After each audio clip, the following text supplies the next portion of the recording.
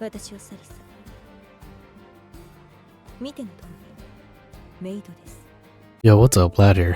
This is part 2 of the Realms 3. The next traveler being added this Wednesday is Sarisa. She's the fire thief of the Power faction and hailing from Sunshade. She's a traveler who definitely lives up to her thief name. Most of her abilities has her switching to the back row. Her abilities allow her to break shields regardless of enemy weakness, but she does suffer quite heavily in the damage field. Let's go ahead and check her out. Yukana is her voice actress. Some of these anime characters I've seen before, but I really don't know too much about them. If you watch One Piece, she's the voice actress for Shirahoshi.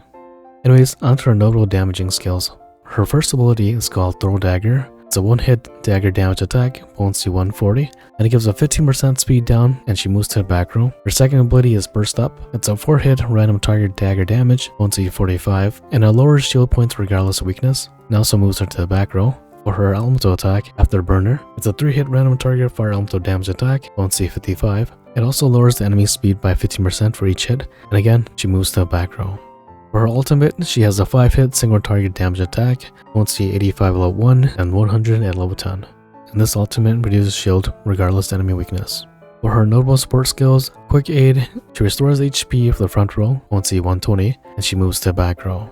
Her next ability, Espionage, reduces physical elemental attack to single target by 20% for 2 turns, and it shows 1 weak spot. And again, she moves to the back row. Her last notable support skill, probably her best, is called the Flame Blade Scheme. Lowers sword, dagger, and fire resist by 15%, and she moves to the back row.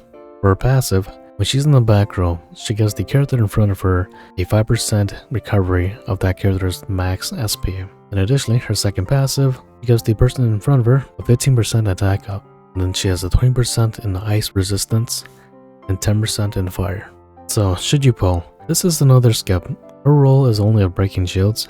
She doesn't have a nuke, nor is she capable of dealing big damage. Her only good ability is her 4-hit attack that breaks shields regardless of weakness. But it's hard to call it good because it's a random target skill. Her other notable ability is her Fire Blade Scheme, where she lowers sword, dagger, and fire resist by 15%.